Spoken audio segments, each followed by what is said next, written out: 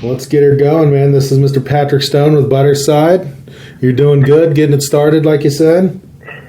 Doing my best. Right. Why don't you tell us a little bit about Budderside and how it got started, since you've been, you've done a little bit of everything and finally wanted to kick off your own band. How did that get going?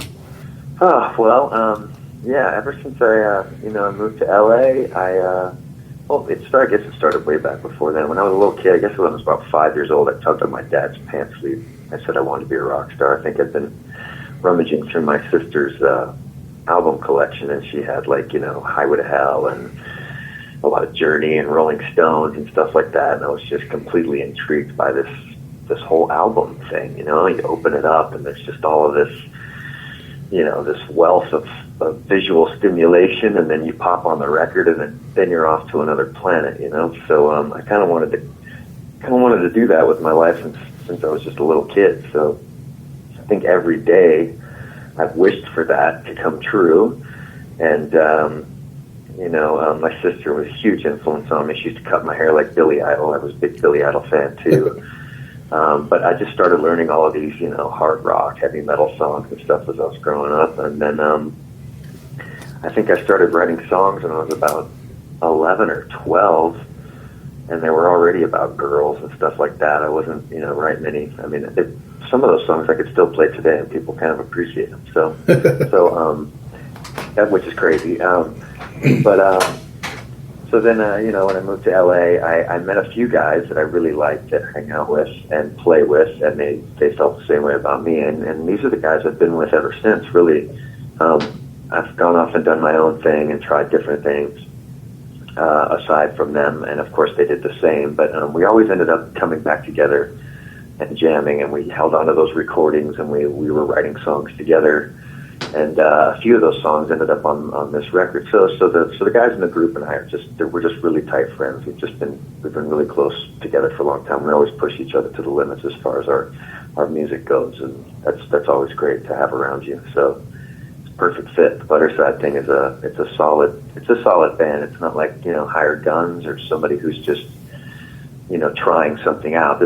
Our music is our life. It's a life that we've had together. It's a feeling that we created together. So it feels like it feels special, Right. It's not Patrick Stone and fill in the blank. It's Patrick Stone and the guys he's grown up with. So that always makes it special. Yeah, well, it's Patrick Stone, Michael Stone. It was funny, we share the same last name, but we're not actually related. But you think we are when you see us together. And Johnny Santoro and Rich Sacco, it's the four of us. It's everybody's. That's why we wanted to give it a band name. We didn't want to come out. A few people told me, you've created a little bit of a buzz with your own name. You should name the band after yourself. And everybody in the group is. It's important that everybody feels like they're a quarter of something if there's four of you, or 1/5. You don't want anybody feeling like they're less significant than the other person. It's not just about yourself. Yeah. Right, exactly. That's awesome. That's awesome that you guys can, that you can do it like that. That you have the appreciation for each other. Yeah. Well, Motorhead was one of our. Is not only a huge inspiration, but Lemmy was a super close friend of mine, right. And Phil too, and everybody in the group really. And being on the inside of that camp for a while, I realized that was the way I wanted to do things. And they just split everything right down the middle. Every which way you look, everybody that's involved just gets the same, and, right. And that worked for them. Look at how long that legacy lasted, and will keep on lasting because of who they were and how they treated each other. Right. That's the way to do it. I mean, it's textbook blueprint right there to do just the right way to do it. And I mean, Paul, Lemmy's son's producing your guys' album for you. Yeah, man. Paul Inder is a magical human being. Right. Yeah. Right. Yes, Todd. I was Lemmy and Phil's roadie and Mickey's roadie on the Everything Louder Than Everything Else tour, and just before that, I think I met Todd before that whole thing happened, and Phil was coming over to my house a lot. We were all hanging out and staying up for weeks and writing and playing and just having the time of our lives, and Todd would come by and he'd hear me recording in the studio at my house. And he was telling me then, you know, he's like, hey, man, these are hit songs, man. Let me know when you're ready to do this, you know? Right. And then, you know, I got sober 10 years ago. And then, you know, I was a complete and total drug addict, heroin addict, speed addict. I was doing it all and having, again, more fun than anybody on the planet. I think I was on top. I thought I was then. And looking back now, I was really at the very, very bottom of. I mean, I look around Hollywood and I can't find a person. I haven't come across another person on the planet that is more screwed up than I was. But I had all of these cool friends, and like I said, Todd was telling me, hey, just let me know when you're ready. And after I got sober, Todd kept a good eye on my career, and you know, I'd be out on the road with Adler's Appetite or whoever, and you know, somebody'd be treating me like not that they ever treated me like shit, but they're, you know, you have your ups and downs with everybody. Sure. So anytime I was in distress or like needed some advice or just somebody to talk to, because he's always super funny and cracking jokes, I'd give Todd a call. And you know, he'd explain how to deal with it or whatever. He was just a mentor in a certain kind of way. But then, as soon as I told him in his ear, you know, whispered in his ear, I think I'm ready to do my own thing. He really encouraged me, and that's when he introduced me to Paul. And I went over to Paul with a handful of demos, and Paul fell in love with the music, and that was huge, because you know, you really want somebody to care about your CDs or your music. So right.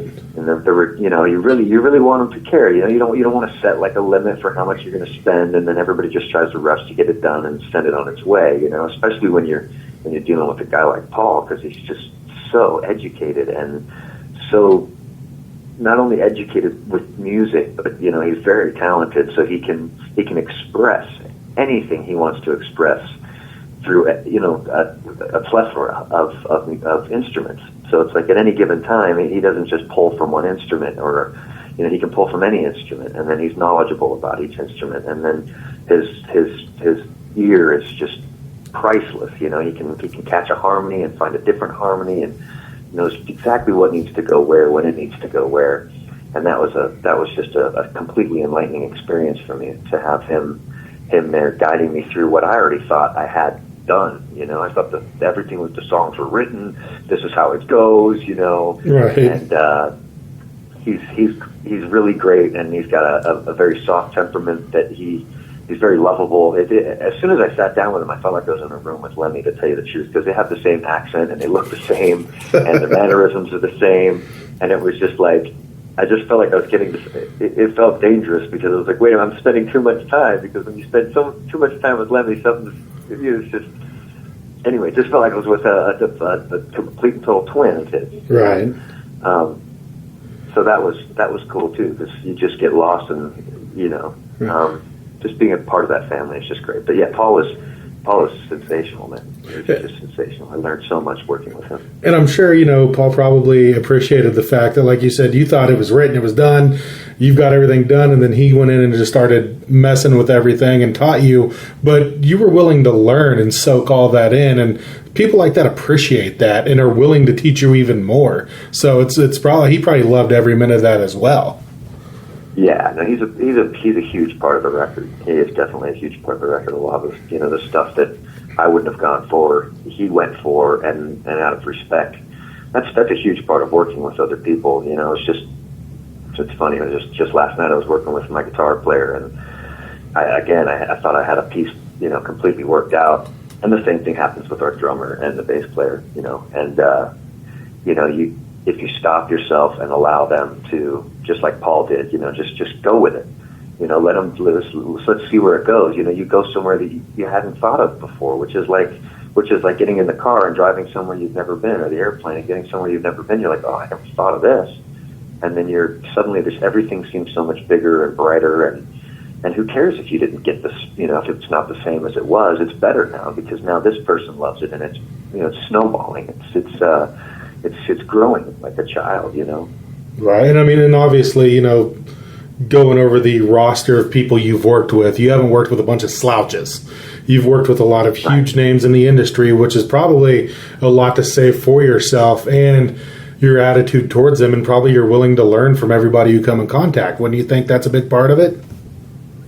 Definitely.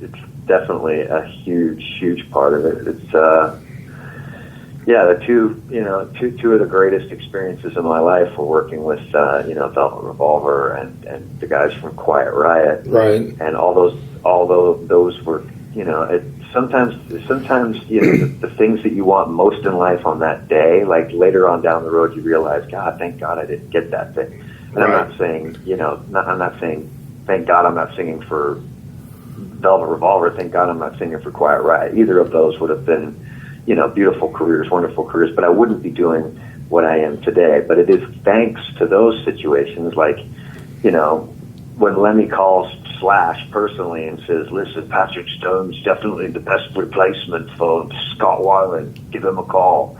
And then all of a sudden Matt Sorum's calling you, and then they're dumping material on you.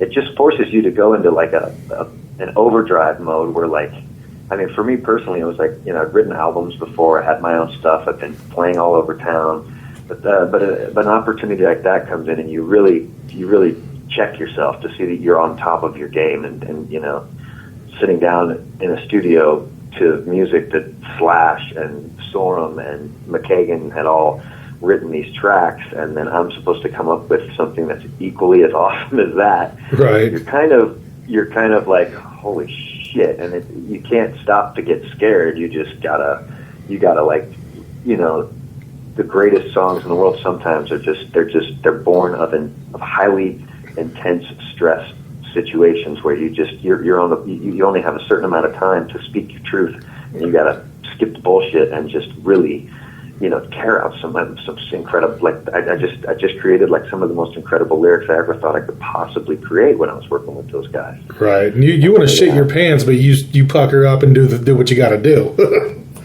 Yeah, there's a super funny story. It's kind of a long story, but when I first got to LA, I had I'd actually gotten a Guns N' Roses tattoo on my left arm, and I was I'm running around, and Axl Rose, I run into him at this club, and I don't even think I was yet old enough to be in the club yet, but our band had been playing, and they let me in and out of these places. But I see him, and I make eye contact with him, and I'm like, oh my God, I'm going to show him my tattoo, Right. So I run up to him, and I'm pulling up my shirt to show him the tattoo, and he sees the tattoo, and he laughed at me, and he walks off, and there's like supermodels all around him, and I just felt like super tiny, And then, I'm sitting here bouting it out in LA trying to make a name for myself, and then this whole thing with Velvet Revolver comes up, and then Slash actually wants to join me on stage at one of my shows at the Viper Room. So I catch wind of this about 6 hours before the show, and I'm like, well, I'm not going to let this happen again. And I ran down to the tattoo shop, got the tattoo covered, with this big phoenix, so that, like, when he saw me, it was like, it's like I came to LA as a fan. I always want to be a fan because I love music, and I never want to, like, be turned off by anything that I was inspired by as a kid. But at the same time, it's like there comes a time when you finally just got to say, okay, I'm one of these guys. I'm not just a fan. Like, I'm one of these guys, and I'm ready to prove that I have what it takes to be in a group like this, or my band is definitely worthy of being listened to the same way these guys were. Let's put this on right after those guys and see if everybody just keeps rocking out. Absolutely. Yeah. One of the things that you did that I thought was cool as shit, and I think they should make into a tour and go to different cities, is the Dio's Ride for Ronnie benefit. Oh, right. I think that would be something that would be great if they actually did that multi-city tour. Like, they could probably raise a hell of a lot of money, and I would love... Kansas City's a huge biker town. It would be great to have something like that here. I think it'd be phenomenal. Wow, have you ever talked to anybody about that idea? I have not. You're the first person I've ever mentioned that to. I wouldn't think of... I don't think that would... That's not an impossible... That's very possible. I mean, those... When it comes to that whole foundation, there are just so many wonderful people in there. I mean, Wendy is amazing, and Mary is amazing. They've got Gabby Ray now. Gabby Ray is sensational. I've actually spoke with Gabby Ray on her tour bus here in Lawrence, Kansas, when she was opening up with Europe. So yeah, she's phenomenal. Sweet. Yeah, she's cool, man. But yeah, that whole group of people and the performers that are backstage, all day long, getting ready to go on for, just so much talent, so many just incredible vocalists. And Joe Retta is just like phenomenal, and the guys that do the Dio Disciples thing. That would be a lot of fun, man, to do something like that. We'd be super happy to be part of that. I think it'd be great. I think it would be absolutely phenomenal. I do. I really do. I think it would just, especially, I mean, like I said, up here, it's a huge, I mean, Kansas City has the largest Bikers for Babies ride in the country. Just huge biker place, very generous, very charitable. I mean, I think it'd be great to put something like that on tour. They would raise killer money. They would. For a good cause too, man. Oh, absolutely. I can't even count how many people we lost in the last year from cancer. So yeah, be fighting the fight. I mean, there's a gazillion charities out there, or whatever, but. Yeah, cancer's a good one to fight for. Yeah, my wife's actually an oncology nurse. She does bone marrow transplants and chemo. So yeah. Wow. Yeah, so we see it every day. So yeah, it's something that would be phenomenal. Wow. On a more or less of a somber note, what's up with the Pain video teaser, man? Okay. You say it negatively. No. It was very positive. Very positive. The only thing negative about it is it was just a teaser and it stopped. Yeah. Well, you can catch the video now. The full-length video is I think we released it last week, finally. I was on the site earlier and it did cut off. I'll have to go check that back out. Because, yeah, I was on the site probably 10 minutes before we talked and was like, wait a minute, where the hell did the rest of this go? Yeah. Yeah. No, it's a good teaser, right? It gets you like you've almost got the lubrication and the paper towels in your hand, and you're getting ready to get on the bed, and then no more. I'm a boxing fan. What can I say? Yeah, man. We just released the. It's not too late. We just released the full length video. And you can see it on YouTube on our Budderside channel. That's the best place to go. Our website's actually going through a whole big revamp thing, so it'll be up and running and in a lot better shape than it is today. Within a week or so, I would think. But yeah, our Facebook the Facebook fan page has the video links and interview links, and the YouTube channel, the Budderside YouTube channel's got the full length video there for you. Yeah, take a peek, man. It's if you like the teaser, you're gonna love the video. It just gets raunchier and more beautiful and crazier, and the band is it's just, that was such a fun shoot, man. Shooting videos is like one of my favorite things, especially if there's 10 girls that you have to oil up all day before you get started. It's always a benefit. It's rough work, man. I mean, obviously, yeah, rough backbreaking work. So when's this album gonna come out, man? Well, what is it? September 9th now. We are looking for a September 9th release. Yes. Okay. The band's gearing up for Wacken, and then we're going to do a European tour while we're out there. I think we've got 4 or 5 weeks worth of dates tentatively that they're pretty much confirmed. We've been working on those for a while, but the Wacken Festival is definitely the big kickoff for us. Right. And then by the time we come home, we will be releasing the record. Yeah. Right on. Are you guys going to be going out with Barbed Wire Dolls by a chance? We haven't. Did we even do a show with them yet? I don't think we. Because I know they're on Lemmy's label, and they're going to be doing Wacken, and then right after doing a European. I just spoke to Isis Queen earlier today, so that's why I was like, "Hey, wait, yeah, these are corresponding." Yeah, she is so cool, man. We've hung out a few times for the Motorhead music band meetings at the Rainbow, so we got to know each other a little bit. And what a delightful human being, right? Her and the whole group, and it just seems super real. It feels like a super good fit to have for Motorhead music when you're sitting with those guys in a group, because they feel like they've got that rebellious. We're going to get into a van until it turns into a bus, until it turns into private jets, and we don't care about anything else. Just that whole kind of Motorhead feel, like just the dirtiness of it, and I mean that in the best way. And I think that's exactly what they're trying to create with their or not create. Actually, they don't even seem like they're trying to create anything. They just are that. They're just the real deal. Oh, absolutely. We haven't gotten any other than, I mean, we are playing together at Wacken for sure, but I don't think we're actually going on to play any shows together after that. But there is talk of something else that nothing's in stone yet, so I can't say for sure. But there is talk of a Motorhead music kind of some shows coming up as like maybe possibly a huge act on top of the whole thing with some of Motorhead music's top acts traveling with a major international band. That'd be awesome. I need to bring that through KC. That'd be fantastic. Oh man, we're gonna come through there. We're gonna come through there. That's the whole plan. We want to get on the road. We never want to come home. Right. That is Motorhead music. Yeah. That's what Motorhead music is all about. Hell yeah. Well, right on, man. We're going to let you get on with the rest of your day and then get woke up and do your thing.